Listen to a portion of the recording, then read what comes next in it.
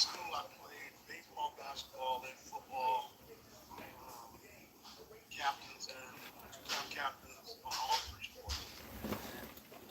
Okay, so other than Ohio State, was there any other colleges that reached out to you for a scholarship? Or was there other schools that Ohio State that reached out to you? Because just Ohio State get a lot of attention from other schools other than Ohio State. Yeah, uh, we got time for stories. I have a million of those. This one is kind of funny. I I worked hard. I never knew my senior year. I never spoke to any scouts or anything like that. My head coach didn't really allow it. At the end of the season, um, after I was named All City and All Metro, he pulled me into his office and he dumped this big old box of letters from different colleges. And I thought at the given time that I might be going to Bowling Green or University of Toledo, Western Michigan, Eastern Michigan, or something like that.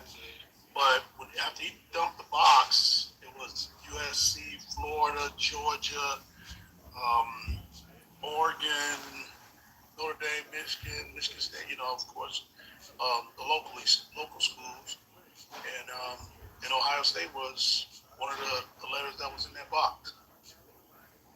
Okay, so if it was your first year, 1982.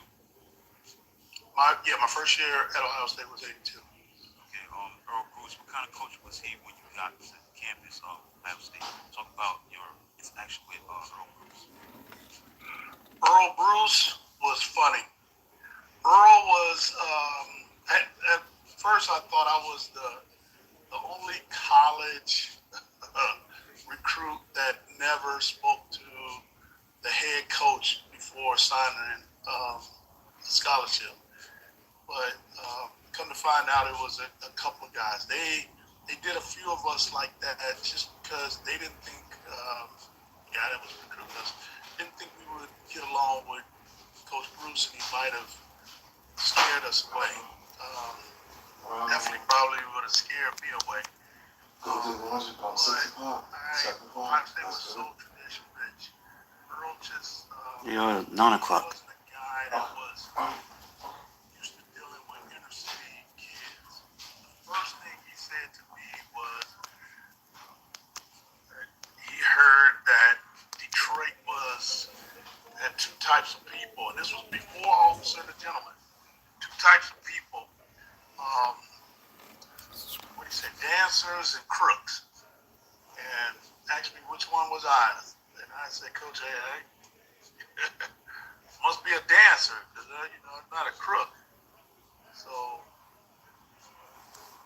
they kept me away from Earl Bruce. But uh, when I look back on everything that I experienced with Coach Bruce, he he built me. He helped build the guy Pepper Johnson became afterwards. He toughened up my skin. It was just another um,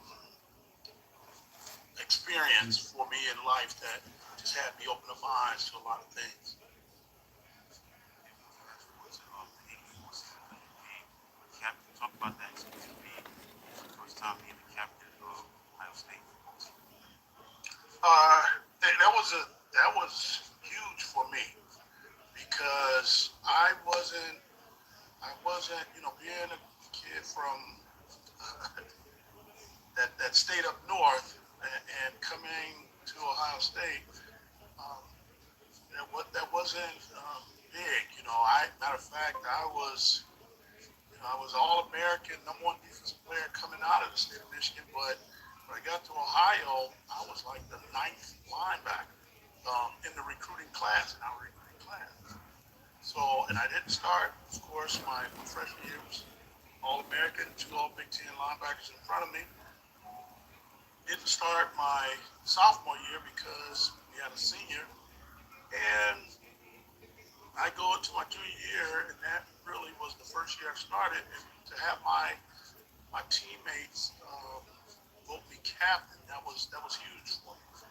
And it was the only captain junior year, and for a long time until this new regime, these new coaches now, for a long time there wasn't many of us that was two-time captains. I think it's maybe over 10 now, it's double digits.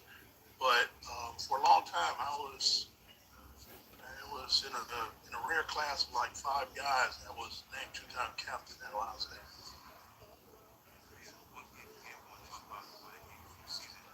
Obviously, it was the 1985 Rose Bowl where unfortunately we lost to USC. 2017, talk about that experience playing in the Rose Bowl. And unfortunately lose to USC. 2017, talk about that experience playing in the Rose Bowl. Yeah, it was sweet and sour. Um, we went there a 9-2 record, and even after the next year, I won all three. I won three. I was 3-1 in bowl games, so I was 2-0 at this given time. And to go out to USC, go out to California and play USC, that wasn't one of the better teams coming from the Pac-10. That year, so it was kind of set up for us. We had some good seniors, but some guys that didn't play a lot. But we got us out of trouble, unfortunately. And Coach Bruce had to make executive decisions, and I know it was like 13 of um, starters and role players. They didn't even make the trip out there.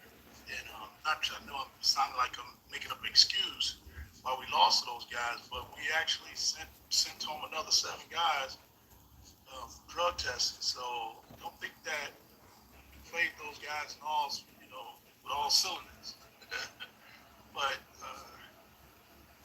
it was a tough loss. It was a hard loss. Losing the last game of the season, and then coming around for my next year just seemed like I wanted to make sure that wouldn't happen again. But for 4 years, my 4 years at Ohio State, we were 9-3 every year. Either we started off slow, finished strong, we had a couple of crucial losses, or we were big and couldn't sustain. Okay, so if I were you, as you see you, captain again, talk about that experience again, like this. Close down your season. See you as a captain again, talk about that experience. Now, coming around my senior year, it was pretty much automatic. When the name was called again, being a captain, um, it wasn't a shock, man, because I knew I really had the team in the reins. Me and my roommate, started off our freshman sophomore year, roommates Keith Byers, um, and now it was his turn. It was his turn, so he was nominated captain. I was nominated captain going into our senior year, and really the team, that defense, it was mine. I had a good relationship with our defensive coordinator. Everything was going kind of smoothly. We still had some bumps in the road in experience. We still had a few knuckleheads that got punished at some crucial times, gang punished. But it made for, uh, I guess, a big experience, and made it fun to look back at. Um, don't like the losses, but still made it fun to look back at. And this time, after my senior year, last game played, we won. I walked away with defensive player of the year. Defensive player of the ball game, and a close friend, close teammate, and also he was a fifth-year senior. But the last 2 years, we just became so close that he came out with MVP of the ball game. So it was rewarding. Okay.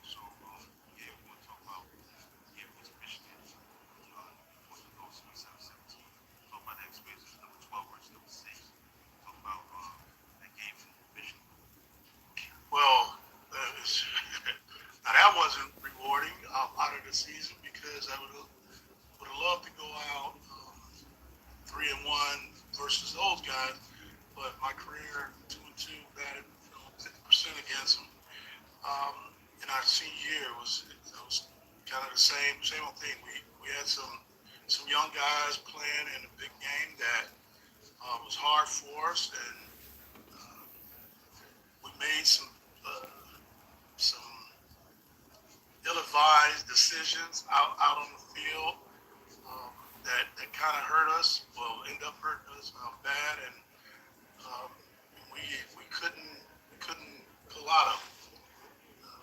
Tried to, we came close, but we couldn't pull out of it, and we come up with a loss against that team, and it seemed like uh, that definitely would have put a sweeter cap on to a senior season. But I go 2-2 against them, winning the first one that I played my freshman year, and losing the last one our senior. Against Citrus Bowl against BYU. That game went to 7, but that game I think is known for Chris Carty made some great catch. Like one-handed grab, like wrong. Citrus Bowl, talk about that. Oh, you said Chris? Chris Carter, so he made a Oh yeah. one-handed Oh grab. yeah, Chris. That game. Chris. It was one of those things that you watch them in practice. Unlike these guys today, that everybody is trying to do that and trying to make that one-handed catch, and you get coaches pretty much allowing that. But we grew up in the day and era where you want to put both hands on the ball, unless you can't get both hands on the ball. And Chris actually um, would do that in practice. Not like, again, not just practicing on it. He has some big mitts, but if guys was holding, using a tussle or something with him, he would do that. So he goes and he makes a one-handed grab, make it look routine. And this was before the sticky gloves and all that stuff. I'm pretty sure it probably was barehanded when he caught it. I can't remember if he actually had on gloves or not. And she went to 7 that game, and now fast forward to the whole career. He drafted by the Giants. Now before he was drafted by the Giants, going to the draft, it's like to the second round. Talk about that experience. Slipped to the second round.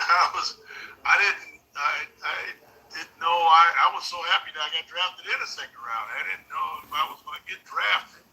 Again, I wasn't one of those guys that um, read the newspapers. I didn't really have an agent. I've tried my best to hold off to signing with an agent until after I was drafted, because I thought a lot of that stuff was irrelevant. You're going to get slotted anyway, so why give someone a percentage of your money that you're going to get without an agent, without him even negotiating anything. So I turned a lot of agents away from me by just telling them that I'm not giving up a percentage of money that's is minimal for a rookie, and anything you can get me up above that, then that's what I would give you a percentage of. So a few guys turned away. I ended up grabbing a guy late, but the whole experience of the draft scared the mess out of me. Alumnus, good friend of mine. Matter of fact, I always referenced him as my father. He passed away last year, but he had me over his house. We was watching the draft, and after the first round went through, we left. We had to leave the house. We went out to dinner. So I actually was not.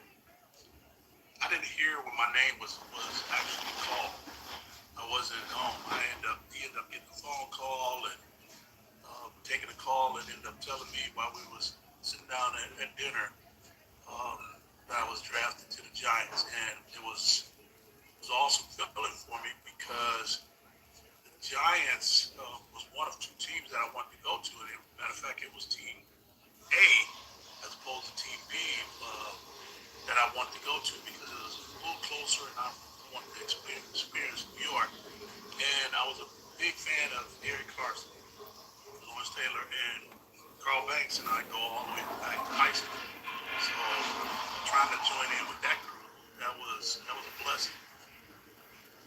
And so you talk about the Giants this season. Obviously, the Giants going up to the Bears, great 85 Bears team. The 86 season going about focus on trying to get back to the championship. Talk about training camp next 86. Getting ready for that championship season. Talk about that first day of training camp. Well, uh, this was kind of a mark of the Giants didn't know what was soon to come. I wasn't there when training camp started.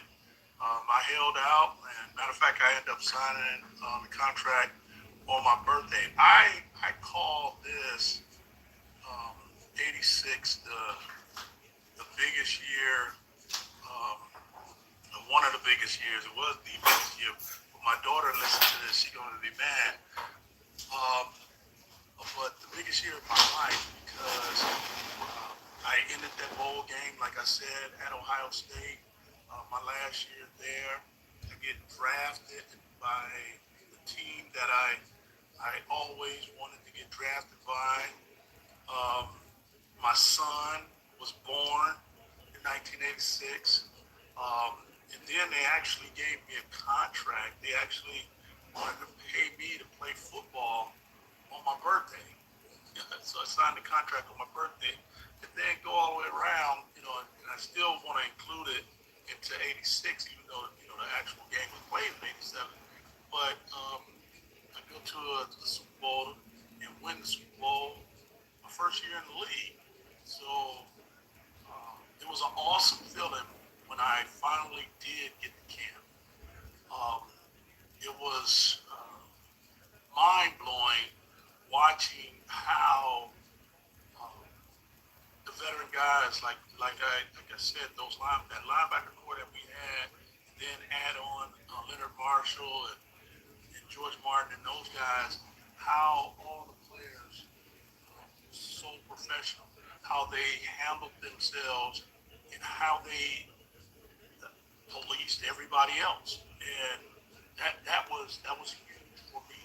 And I learned so much from those guys on this in professional football. Forget the facilities. The facilities was terrible when we were practicing at pace, but the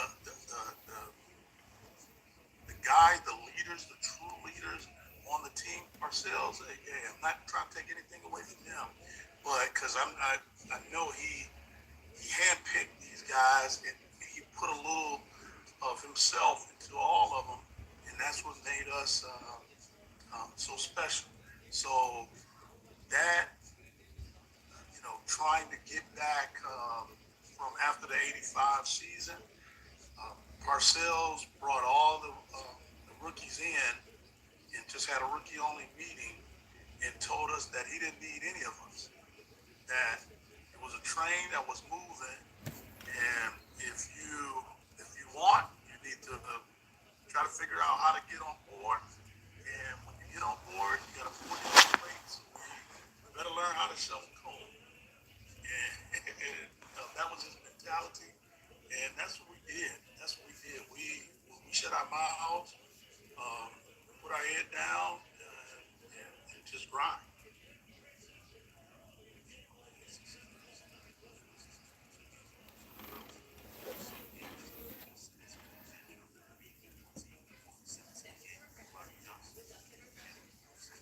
Talk about on the road. So making that hit on Bobby Johnson, making that play, he doesn't play in that game. Talk about that. So first talk about the first game. course, it was a tougher fight than what we wanted, but it was a makeup. It was a makeup of us. I have kind of a funny story about that because Lamar Leachman, our defensive line coach, he actually, because he couldn't see, he wanted to see, but he didn't want to go pushing his way, up to the front of the line, so because he stood back and because we were froze up for.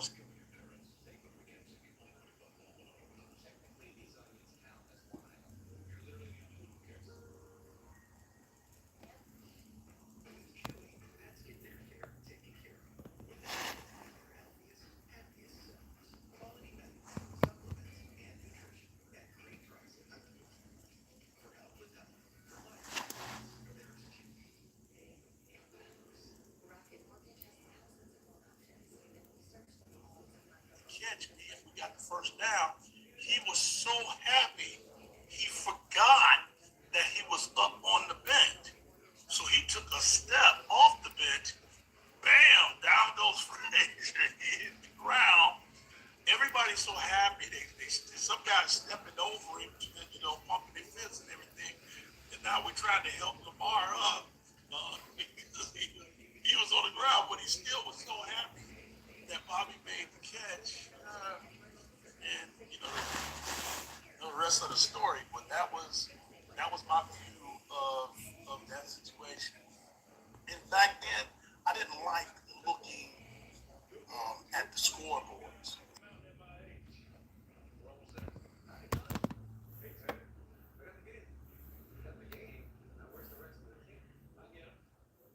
It's a great feeling. It was only, it was kind of fitting for that season that we won the layups and we won um, the big games. And the game that was tight, that some people would have just said, "Oh, this didn't really matter." We still pulled it off. And if you remember that season, we probably played with three legitimate wide receivers for the majority of the season.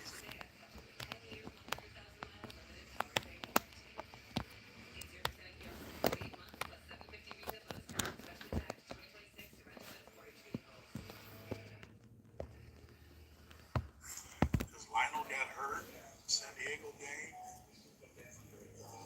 Yeah.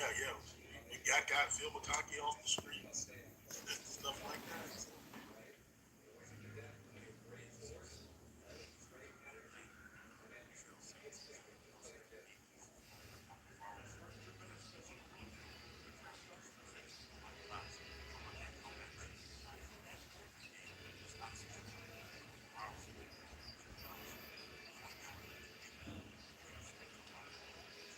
yeah, well, you know what? One of the things that was uh, awesome for us playing, well, at least for myself, I can say for a few of the guys that was also playing in San Francisco, not only because of the grass, um, playing in that stadium and playing in RFK. RFK was pretty much the best visiting stadium that I like playing because the fans was like right there on you. You get the bleachers, the rumbling, and all that stuff. Candlestick it wasn't exactly like that, but the fans they were getting into it, and these are guys that knew football. So it's not like the Raiders when they just cursing you out or saying bad things about your people. These guys actually they knew football. They knew they had a strong football team, and they they didn't they were good fans. They were good fans. Good fans for us to end up saying, "Shh, be quiet because we're gonna walk away with victory." But they thought they were on top. They thought no one was capable of coming back on them, and that they could constantly score some more points. And we buckled in and we won the ball game. And Navarro just why that guy doesn't get more credit and people not nominate him for Hall of Fame, I really just don't understand.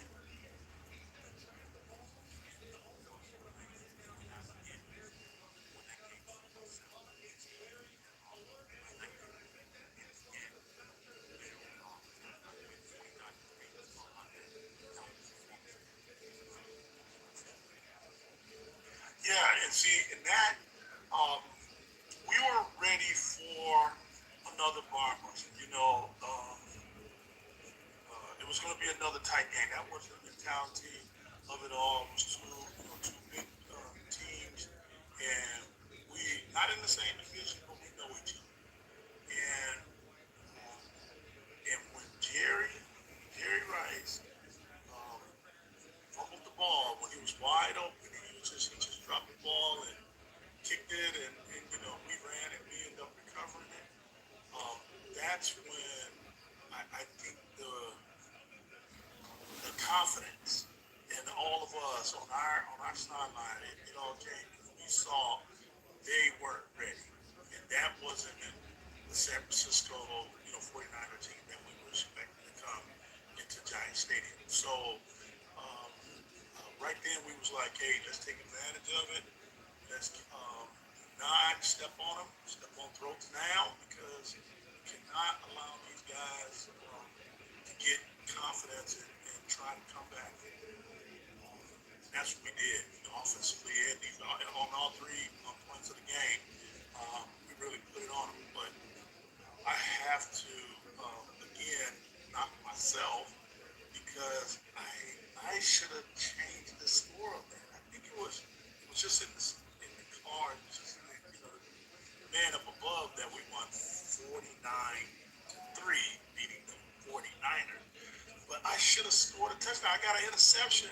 Then we should have ran it back for a freaking touchdown. And I would have scored with LT. But no, I messed around and he got tackled by a freaking quarterback on the 4 yard line. And technically, he really didn't tackle me because he didn't touch me. But I have a rule that I don't dodge freaking quarterbacks. I tried to run him over, and I knew that. I mean, I seen that he was going down at my legs, so I tried to just dive over him. I didn't score.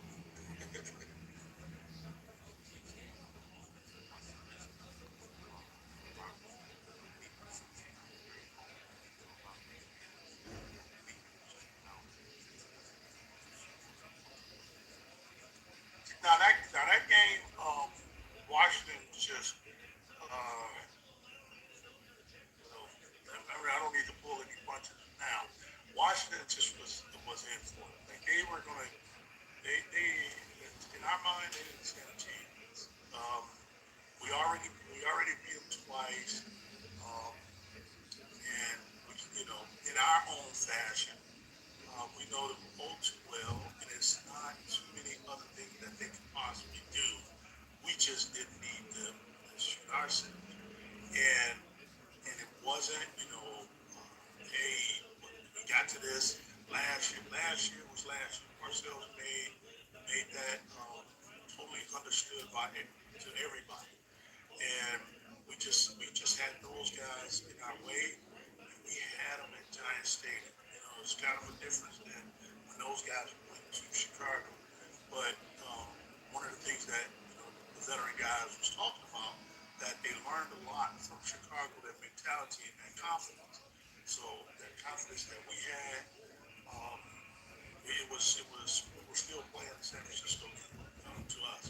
So when they came in, we weren't letting them up one step, and their defense was pretty solid and knew our offense, so to speak. But we put the 17 on them. That's all we need.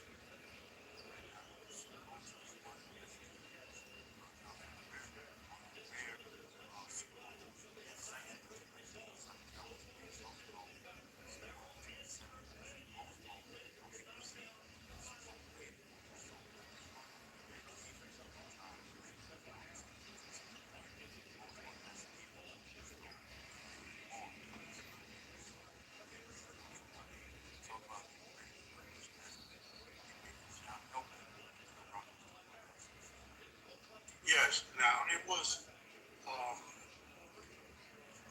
unfortunately for me, I was diagnosed with a concussion for the first half of the ball game. So I can tell you what I know because of watching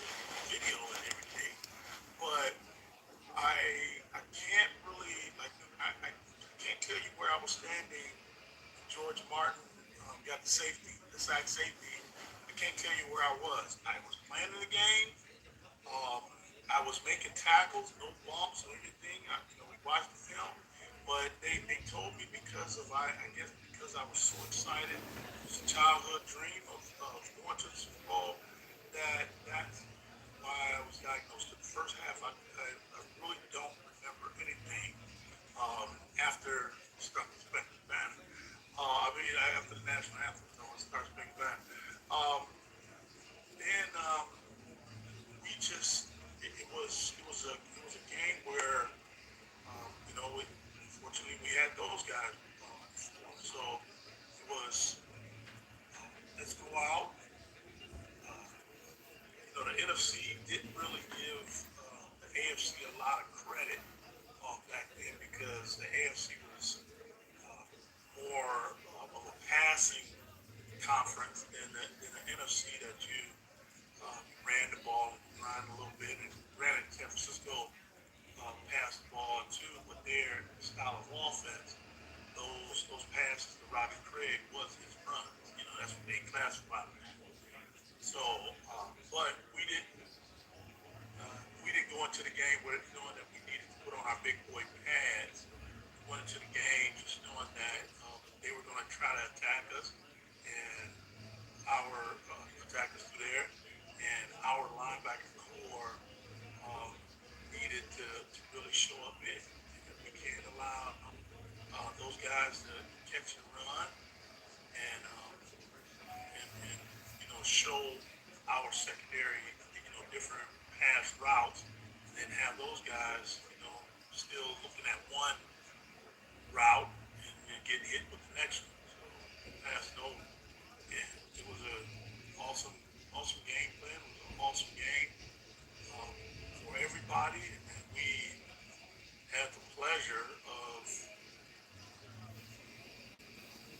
the guys taking off their pads, which became a league rule. You can't do that anymore. But guys were taking off their pads in the middle of the fourth quarter.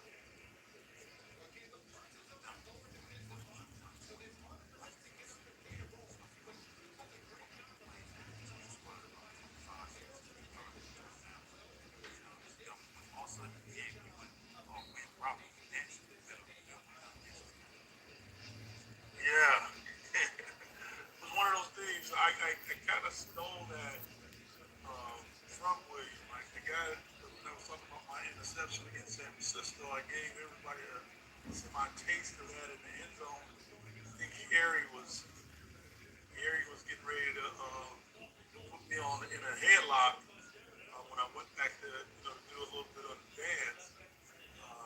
Parcells, his rule is there's no celebrating until the confetti. Um, so I was happy. It was a playoff interception. Everything was a first for me. Being a rookie. So after the game, matter of fact, when it started getting close, Big Dog he came up to me and he was like, "Man, we gotta do it. We keep going like this. We gotta do it on the 50, right in the middle of the field." I was like, "I'm with you. I'm with you." And sure enough, we won the ball game, and so that's when we went to stump and grind on the 50-yard line.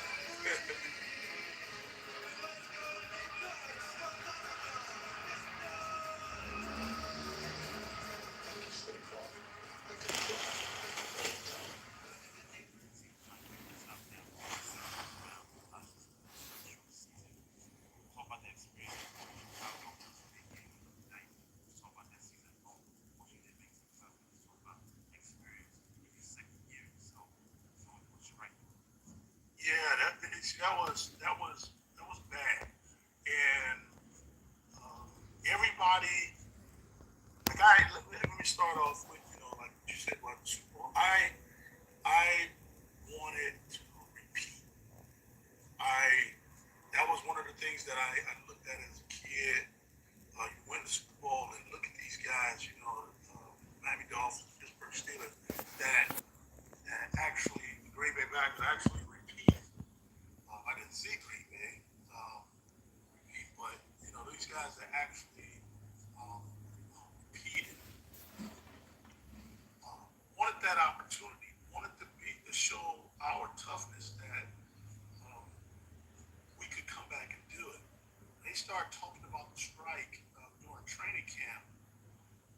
I really didn't want to believe it. I really didn't want to believe it until George and Harry met with just the players and started talking to us about different things and what we're going to do and what they would like for us to do. And, either you're in or you're out.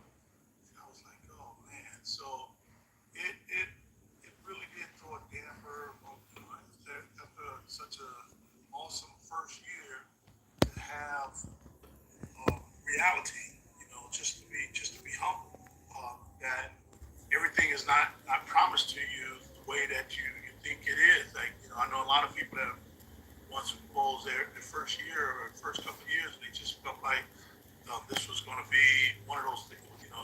They were going to get to this show a lot in their career, but I got a rude awakening. So going, I wanted to get away because I actually had a couple of friends, a couple of ex college teammates that it was on the strike team. I don't want to call them scabs again, but uh, it was on the strike teams.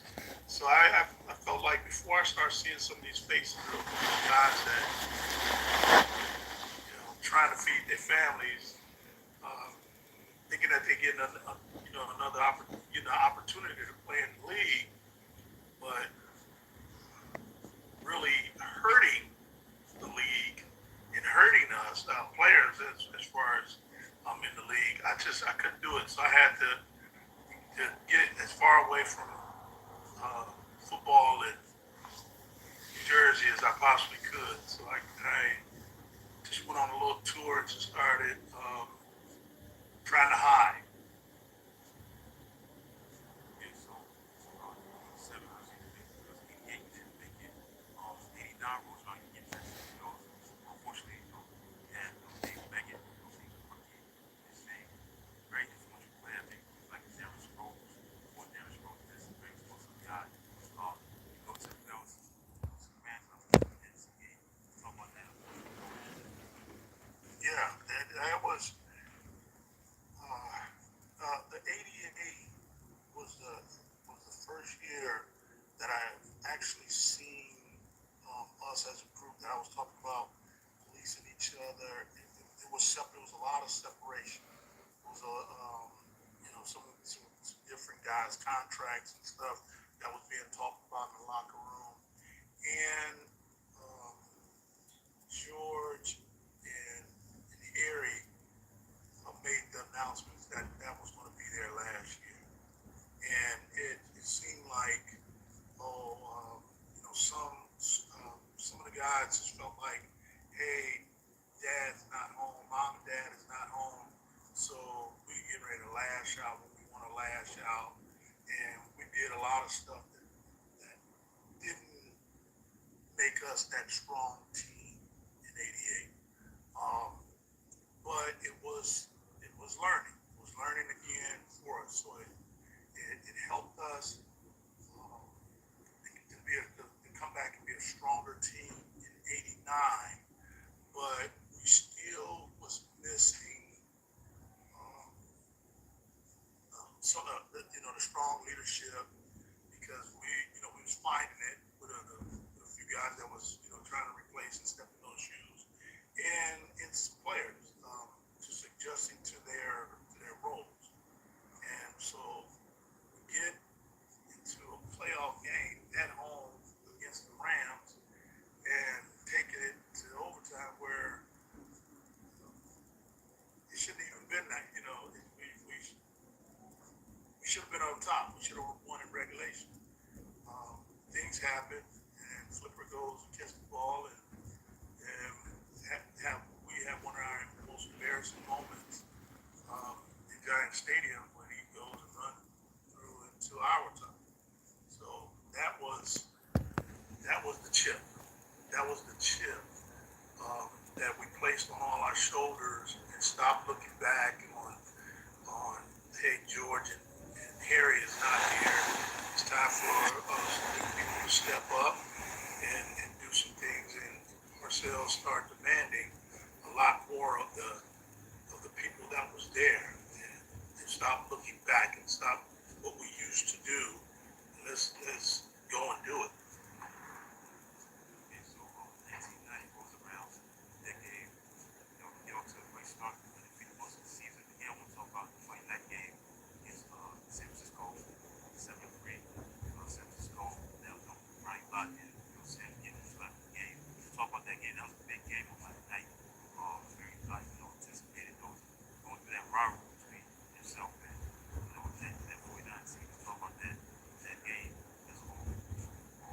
Yeah, well, uh, a lot of people,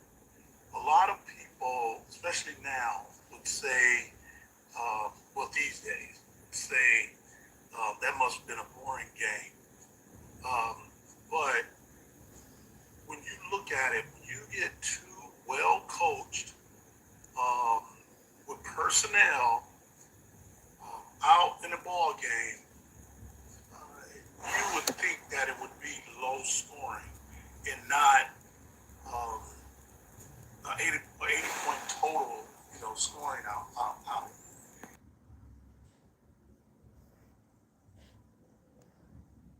Now would say, well, these days would say that must have been a boring game.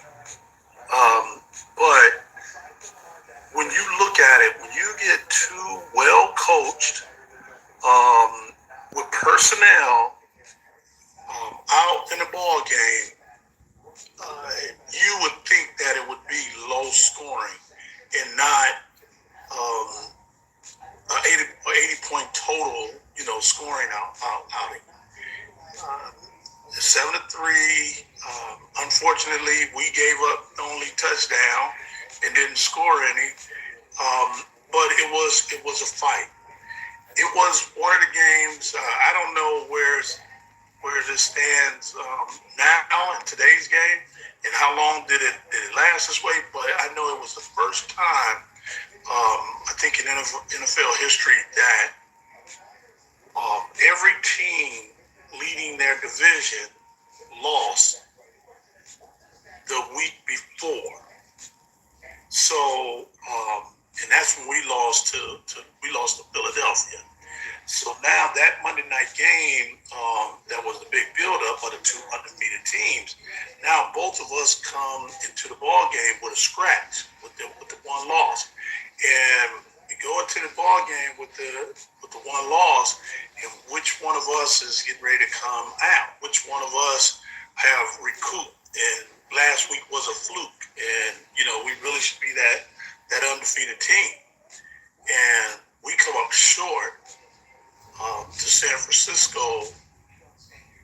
Yeah, we wanted a fifth quarter. Unfortunately, it's not a fifth quarter, but we still wanted to fight. And for Ronnie, I know the person he is, just to have some words, even if he said nice game, you would have taken it as sarcasm in a way, because both the two teams didn't like each other, and we knew each other was standing in the other team's way. So I don't know exactly what was said. Phil never did discuss it with me. I didn't ask him, to be honest, but I know how I felt. And like Keena Turner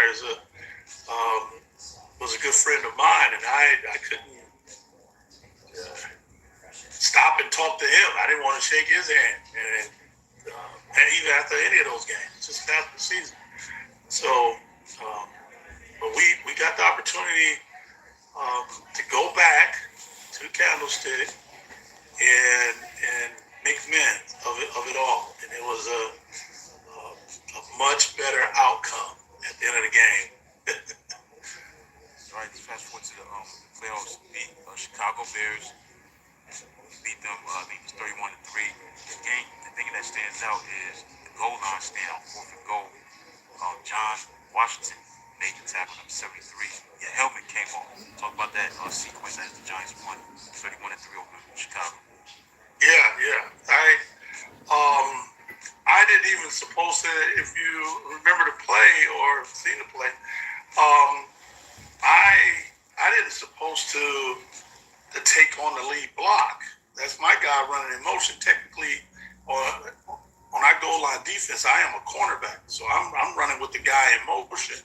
But I lead up because I know the freaking play, and Sawyer. He was the lead block in the fullback, and he runs up on me and he hits me, and my helmet just popped off like a top. But all I know go on the ground.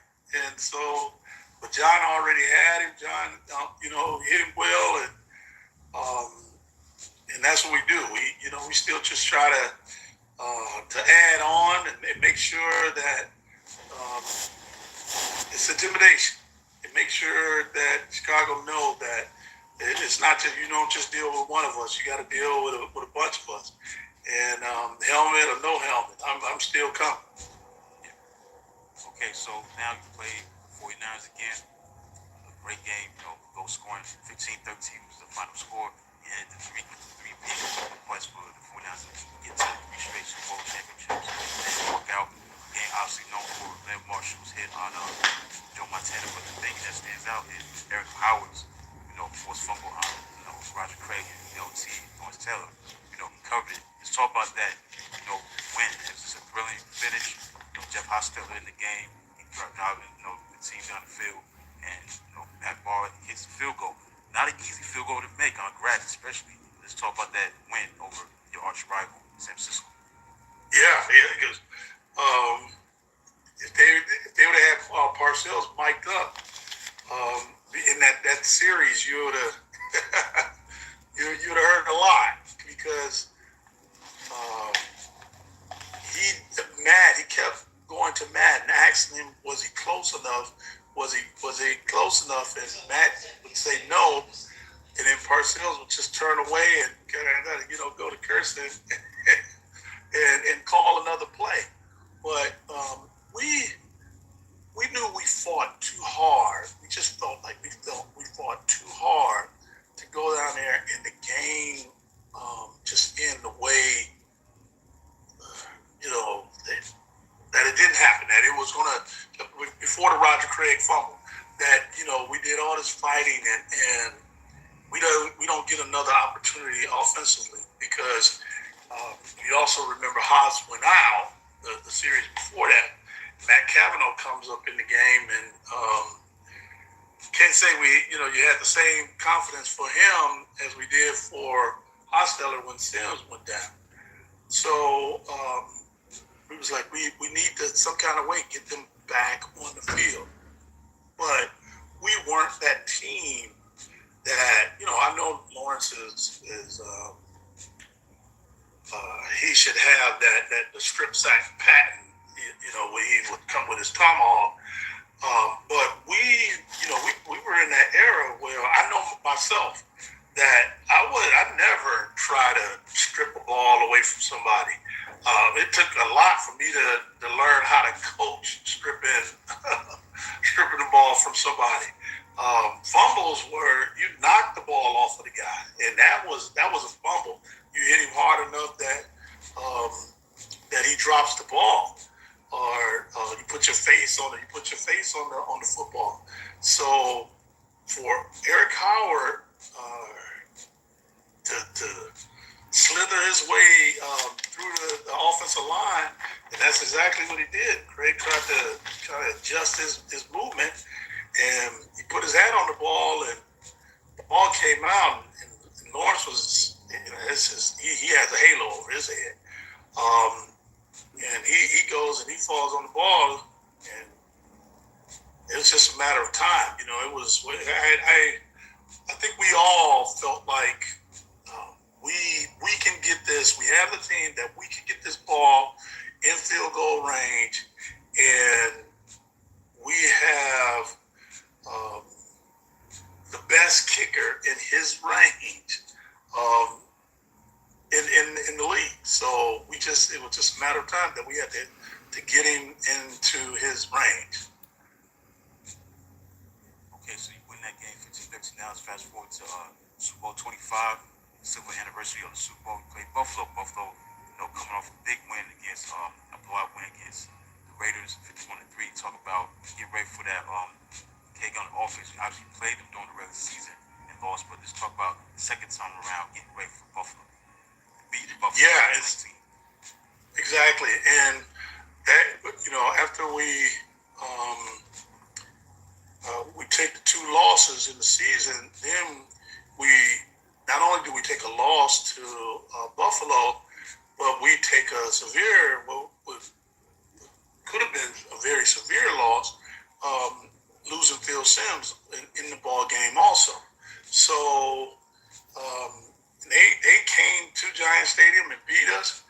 Um, we didn't like that too well. So to me, it was just it makes for a picture perfect story, right?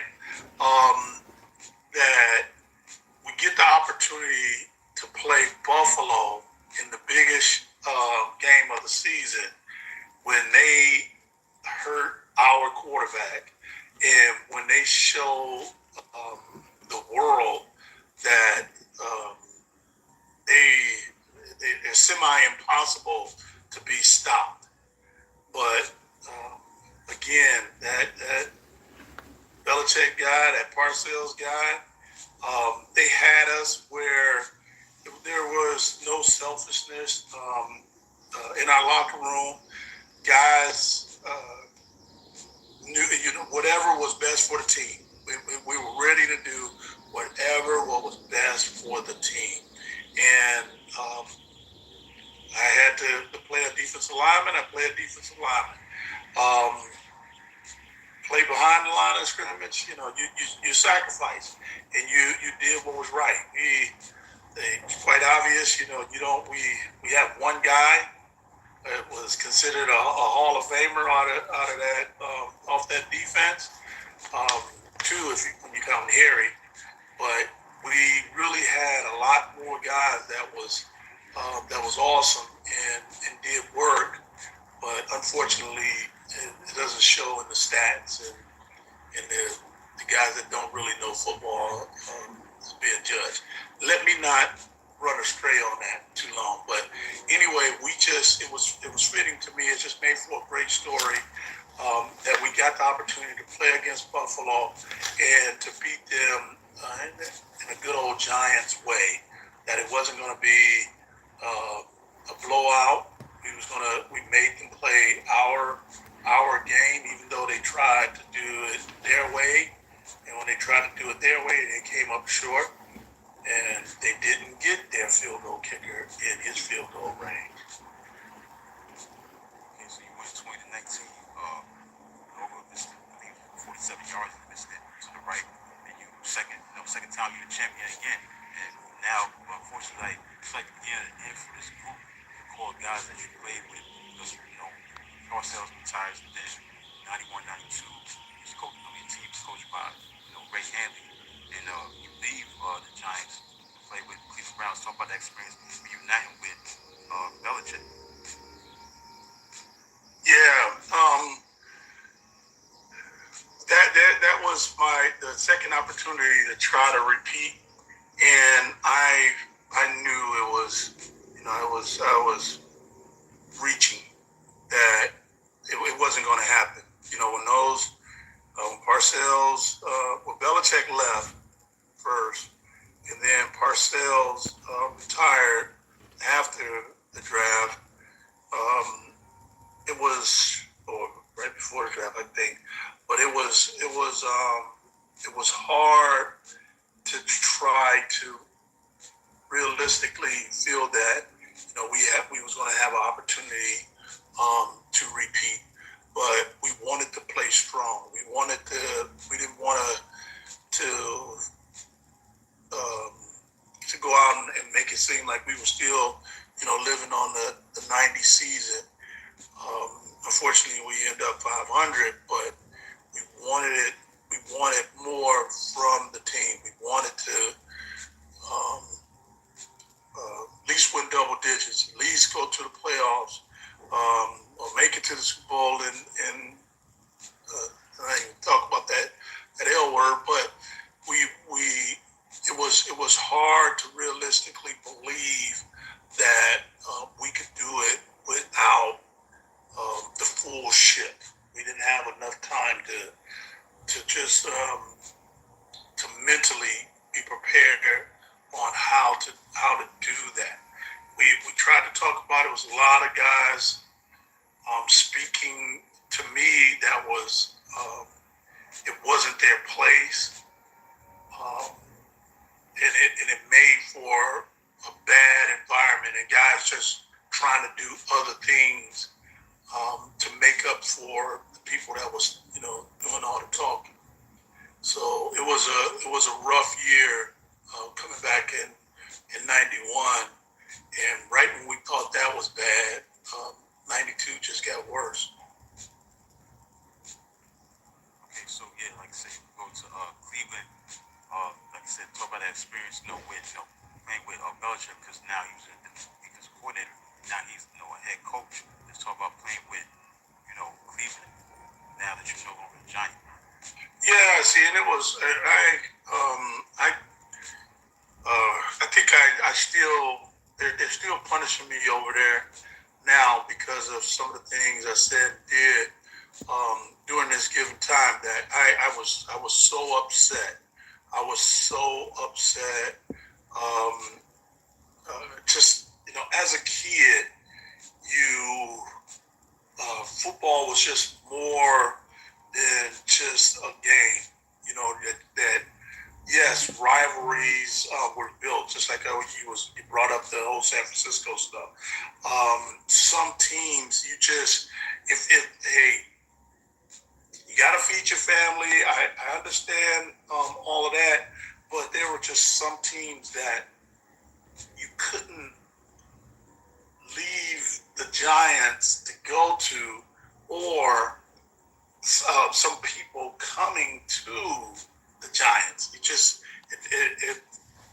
seemed like no, like everybody, you wanted everybody to think the same, but obviously we didn't. And for Dan Reeves to come to coach us, it didn't sit right in my belly. And sure enough, it took him 2 years to get rid of any players that was on that Super Bowl 21 team that was left over. So yeah, I made comments of New Jersey Giants or Broncos or something like that. I called us that it was we weren't looking ourselves. I had a coach come in and tell me that we can't we can't make adjustments just because it's LT, and I'm like, why can't we? We're capable of. You have enough guys here with a football that with very high football IQs that we can make some adjustments where we have at the end, at that given time, the premier pass rusher, and you want to be able to, you trying to run a defense where the offense knew what we're doing, the strategy of our team, or the theme of our team. They can line up in these type of formations and never get Lawrence to rush. And it just didn't settle well with me. So they allowed me to stay there. I heard, Coach Belichick had told me that he was trying to trade for me since February, but they wouldn't trade me.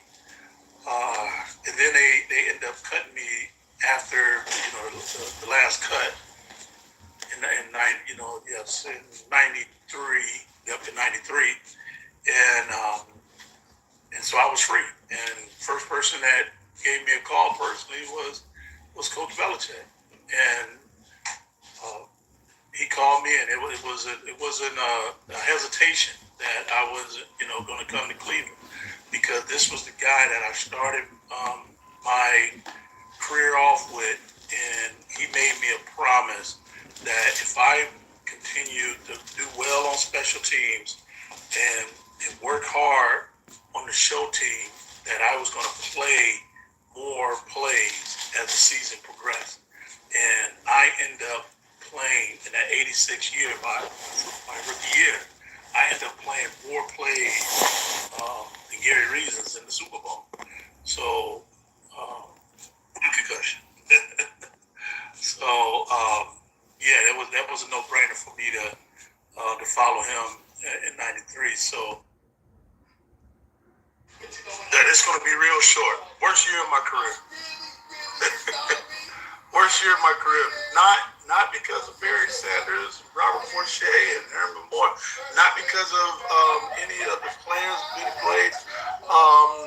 It's just the Lions were in maybe coming out of it now, but they were in turmoil and rebuilding. You know, it's like you said. If I'm born and raised in Detroit, so that's all you heard was rebuilding every year. Every year it was just rebuilding, and I experienced that from top to bottom. That the football organization needed help, and wasn't enough people with football minds that's handling and not handling the football. From the trainers, from the equipment guys, not to mention the coaches and some of the players, the guys, and some players speaking out, and some of the things that you did. It was not. It was not. I don't think you can win a championship. Running a team like that. So I had experienced that. It was the worst of my 13-year career, but it was a reason why the good Lord let me go over there and had me go over there, because I needed to experience that. I needed to watch a guy like Barry Sanders just block all those distractions out and still can take care of his business unselfishly. Yeah, so he played with the Jets, reunite with Parcells and Belichick here, because he was on that squad. He's the defensive coordinator for that team.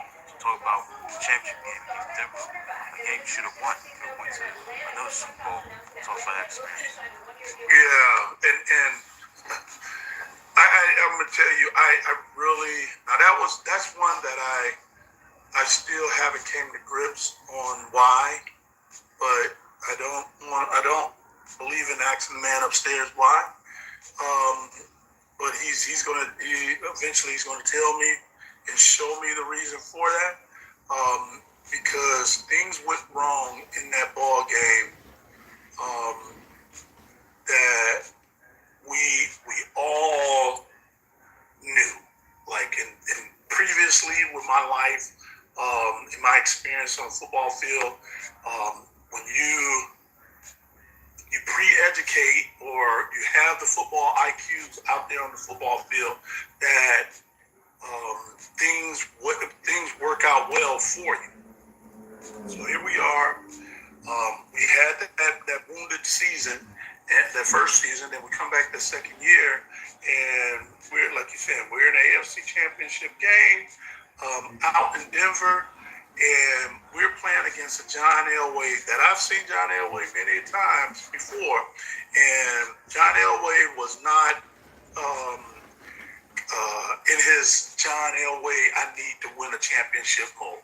Previous year, he already won a Super Bowl, so it was kind of good to take advantage of. But we get out there and we allowed them to stay in the ball game, and Elway said, "Hey, they mess around. They showing me this. Let me give this check." He checks. He throws a deep pass. Remember he didn't play the majority of the season. He was out with an injury, but he came back for that game. That woke him up. We had a kickoff where the ball, David Megan is waiting.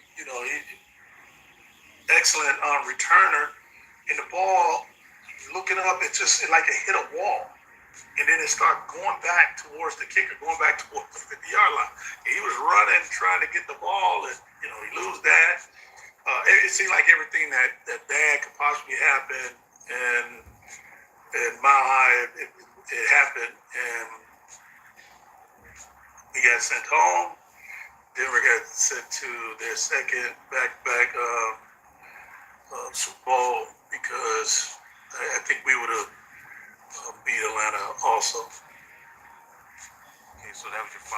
he retired with 25.5 sacks, 12 forced fumbles, 14 interceptions, and 983 tackles. Now, fast forward to now, the Giants that you used to play for. Talk about the current Giants. Are they looking good, man? They 5-1. Are they looking very good? Talk about your assessment of Brian Dable and the New York Giants of today as they are 5-1. A good thing. To what I'm hearing, and I normally don't do that, but some good people, and I believe him that he's not trying to be someone else. He learned from Coach Belichick. He's learned from previous experience and have been up under a lot of great minds. But he's still Brian Day. So he's taken those experience. He's taken what he know uh, offensively and defensively, but how he conduct himself around the players that's what helping him tremendously. The players want to play for him. The players feel good going out there on the field. Kind of like what I was saying in about '88, and I avoided a little bit in '92. And I don't know what those guys how they end up making it work a little bit in '93. Because I went to Cleveland, but it's a different beast when you feel good that when the guy that you're working for, your supervisor, walks the warehouse also, and he punches the clock also.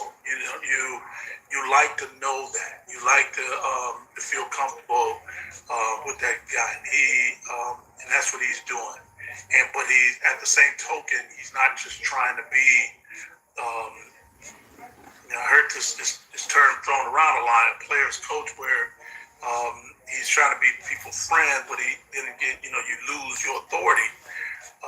He's doing a good job of making sure they understand he is the general, but the general likes to have fun and the general likes to win. And let's continue to win and keep rewarding ourselves and keep rewarding the players. That's what the Giants are doing. All right, man. Thank you for your time, man. It's been a pleasure having you on the show. Thank you for coming on the show, Pepper Johnson. Thank you. Oh, Rashad, thank you. Appreciate it. Thank you. That's Pepper Johnson.